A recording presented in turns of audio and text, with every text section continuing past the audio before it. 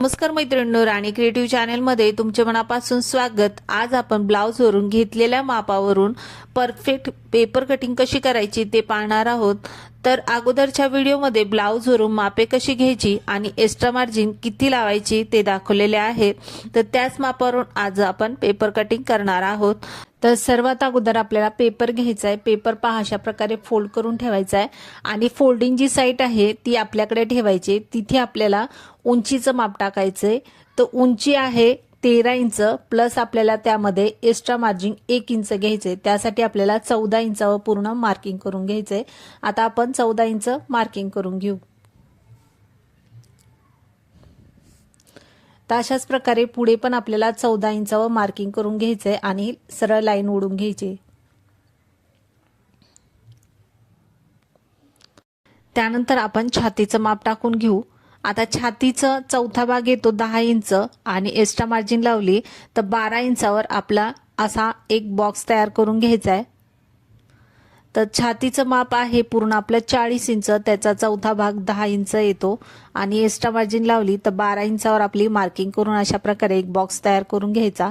त्यानंतर आपण शोल्डरचं माप टाकून घेऊ। त्या अगोदर आपल्याला गळ्याची रुंदी टाकून घ्यायची 2.5 इंचावर आणि पुढे शोल्डरसाठी आपल्याला 3 इंचावर एक मार्किंग करून घ्यायचे।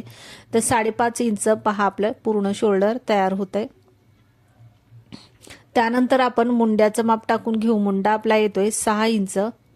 तर 6 इंचावर मार्किंग करून सरळ लाईन ओढून घ्यायची। नंतर छातीचा आपल्याला चौथा भाग टाकायचा आहे। तर छातीचा चौथा भाग येतोय 10 इंच, एक्स्ट्रा मार्जिन 2 इंच घेतले, मार्किंग करून घेतले व्यवस्थित। त्यानंतर आपल्याला आर्मोलची गोलाई देण्यासाठी 1 इंचावर मधोमध पहा अशा प्रकारे मार्किंग करून घ्यायचंय आणि मागच्या भागाला 1.5 इंचावर मार्किंग करून घ्यायचंय। नंतर 6 इंच जिथे मुंडा घेतलाय तिथे मधोमध एक मार्किंग करून अशा प्रकारे छान गोलाई देऊन घ्यायची आर्मोलला। तर दोन्ही भागाला आपल्याला अशा प्रकारे गोलाई देऊन घ्यायची। पुढच्या भागाला आपल्याला थोडीशी आतून घ्यायची आणि मागच्या भागाला आपल्याला बरोबर बाहेरूनच गोलाई देऊन घ्यायची। तर पहा अशा प्रकारे आपले मुंड्याचं हे माप झालेलं आहे। आता आपण गळ्याचं माप टाकून घेऊ। तर आपला गळा येतोय 5.5 इंच पुढचा। तर 5.5 इंच प्लस अर्धा इंच म्हणजे 6 इंच आपल्याला गळ्याची उंची टाकून घ्यायची। तर पहा आता गळ्याची उंची आपण 6 इंच घ्यायची। अर्धा इंच एक्स्ट्रा का, म्हणजे आपली शिलाईमध्ये वरती जो अर्धा इंच एक्स्ट्रा जातो ना त्यासाठी आपल्याला पुढच्या गळ्याला अर्धा इंच एक्स्ट्रा घ्यायचे। तर पहा 6 इंचावर मार्किंग करून अशा प्रकारे छान आपला गळ्याचा आकार देऊन घ्यायचा आहे। तर पुढच्या गळ्याला पहा छान आकार दिल्यानंतर आता आपण कमरेचं माप टाकून घेऊ। तर कंबर आपली येत आहे 8 इंच आणि त्याच्यामध्ये आपल्याला 1 इंच मागच्या टक्ससाठी घ्यायचंय। तर मागच्या भागाला जो टक्स असतो त्याच्यासाठी आपल्याला एक्स्ट्रा 1 इंच घ्यायचे आणि 2 इंच मार्जिन घ्यायचे। आता हे सर्व मार्किंग करून झाल्यानंतर आपल्याला अशा प्रकारे सरळ लाईन ओढून घ्यायचे। तर सरळ लाईन ओढून झाल्यानंतर आता आपल्याला क्रॉस पट्टी असते त्याचं माप टाकून घ्यायचे। तर पहा आता सर्वात अगोदर मी 3 इंचावर एक मार्किंग करून घेते। 3 इंचावर मार्किंग केल्यानंतर पुढे आपल्याला 2.5 इंचावर एक मार्किंग करून घ्यायची आणि इकडे पण 2.5 इंचावर मार्किंग करून सरळ लाईन ओढून घ्यायची। आता 3 इंचावर मार्किंग केलंय तिथे अशा प्रकारे छान आकार देऊन घ्यायचा राऊंड मध्ये। तर आपला हा क्रॉस पट्टीचा आकार तयार झालेला आहे। तर त्यानंतर आपल्याला क्रॉस पट्टीवरती कटोरीचं माप टाकून घ्यायचंय। तर कटोरी घेतलेली आहे 6 इंच, 5.5 पण आपण घेऊ शकतो कटोरी 40 इंचाच्या छातीला। त्यानंतर आर्मोलच्या इथून 3 मार्किंग करून घ्यायच्या 2.5 इंचावर, 2 इंचावर आणि 2.25 इंचावर। तर 3 मार्किंग केल्यानंतर गळ्याच्या वरती आपण गळ्याचं जिथे माप टाकून घेतलंय तिथून आपल्याला वरती 1 इंच मार्किंग करून घ्यायचंय आणि छान कटोरीचा आकार देऊन घ्यायचा आहे। तर आता आपण कटोरीचा छान असा आकार देऊन घेऊ। तर ज्या 3 मार्किंग मधून कुठून पण आपला कटोरीचा आकार जात असेल तिथून आपल्याला अशा पद्धतीने कटोरीचा आकार द्यायचा आहे। त्यानंतर आता जिथे आपण मी दाखवले त्याप्रमाणे आपल्याला हा पेपर कट करून घ्यायचा आहे।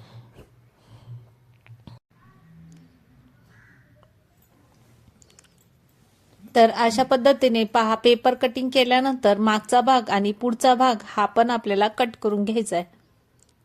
तर हा मागचा भाग आहे आणि हा पुढचा भाग आहे। तर पुढच्या भागामध्ये सर्वात अगोदर आपल्याला हा आर्महोल कट करून घ्यायचा आहे। त्यानंतर आपण पुढचा हा गळा कट करून घेऊ। त्यानंतर आपल्याला खालची ही क्रॉसपट्टी कट करून घ्यायची आहे। आता आपण कटोरी कट करून घेऊ। तर अशा पद्धतीने आपले पुढच्या भागाचा आणि मागच्या भागाचं कटिंग झालेलं आहे। आता आपण कटोरीला वाढवायचं कसं ते पाहूया। तर 1.5 इंच मार्किंग करून सरळ लाईन ओढून घेतली आणि पाव इंच पहा आपल्याला ह्या साईडला सोडायचे आणि पाव इंच आपल्याला वरच्या साईडला पण सोडायचे।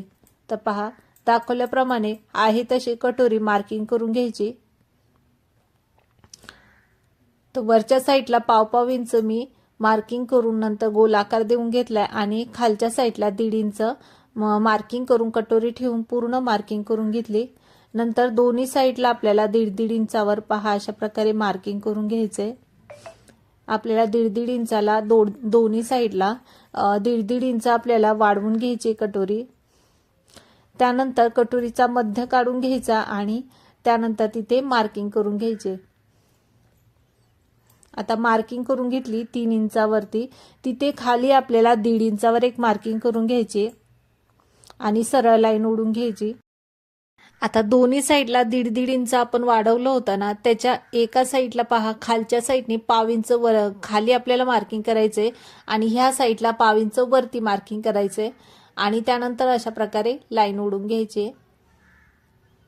तर पहा दाखवल्याप्रमाणे ह्या साईडला आपल्याला खाली मार्किंग करायचे आणि पलीकडच्या साईडला वरती मार्किंग करायचे आणि नंतर व्यवस्थित मोजून पाहायचं की बरोबर एकसारखंच माप येतंय की नाही। तर 5 इंच दोन्ही साईडला आपलं माप येत होतं आणि व्यवस्थित माप आपलं एकसारखंच आलं पाहिजे। नंतर अशा पद्धतीने आपल्याला सरळ लाईन ओढायची। तर पाव इंच ह्या साईडला मी खाली घेतलं होतं आणि पाव इंच त्या साईडला मी वर घेतलं होतं।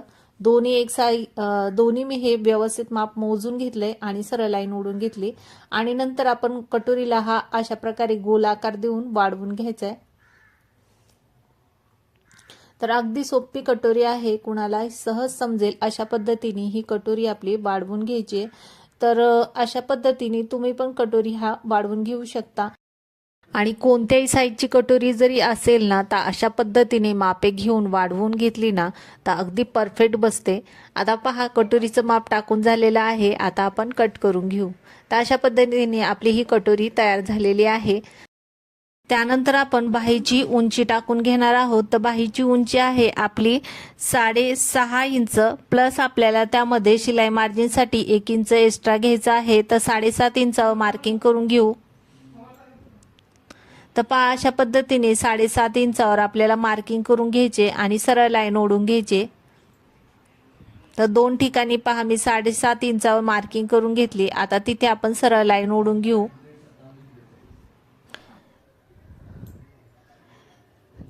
आता सरळ लाईन ओढून झाल्यानंतर आता आपला छातीचा चौथा भाग येतो 10 इंच। तर चौथा भाग आपल्याला घ्यायचा आहे।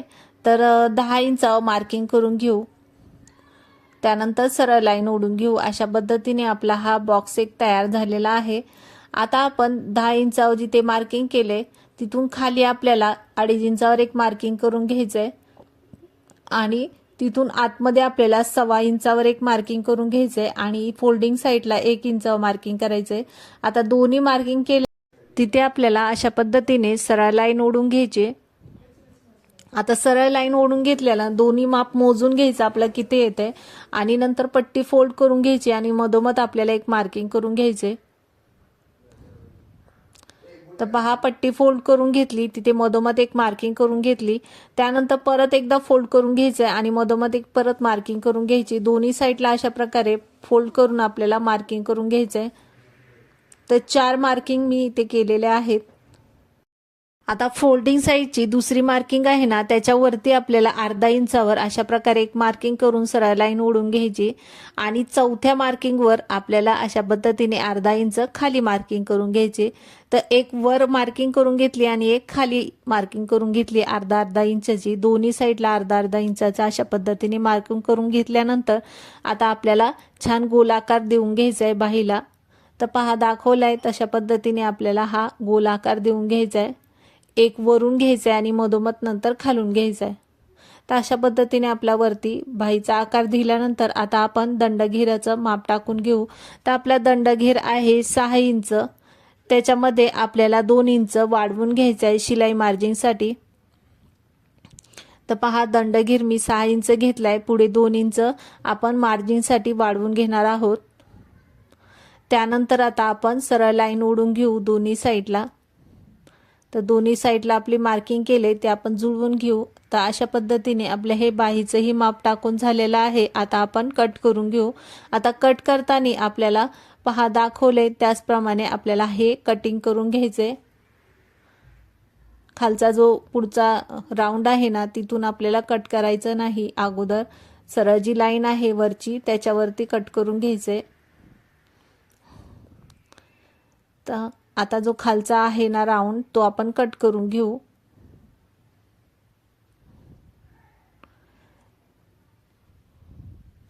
तर अशा पद्धतीने आपली ही बाहीची पण कटिंग झालेली आहे। तर ह्या अगोदर मी ब्लाउजचं माप कसं घ्यायचं आणि एक्स्ट्रा मार्जिन किती लावायची याचा व्हिडिओ मी टाकलेला आहे, त्याची लिंक मी माझ्या चॅनलवर टाकत आहे, तुम्ही त्यावरती जाऊन पाहू शकता। तर अशा पद्धतीने पूर्ण आपली पेपर कटिंग झालेली आहे 40 छातीच्या मापाची। तर अगदी परफेक्ट माप आहे, तुम्ही ह्या मापावर कोणताही ब्लाऊज शिवू शकता 40 छातीचं। तर अशा पद्धतीने तुम्ही पण मापे घेऊन ब्लाऊज शिवू शकता। आणि जर हा तुम्हाला व्हिडिओ आवडला असेल तर व्हिडिओला लाईक करा, शेअर करा, चॅनलला सबस्क्राईब करा।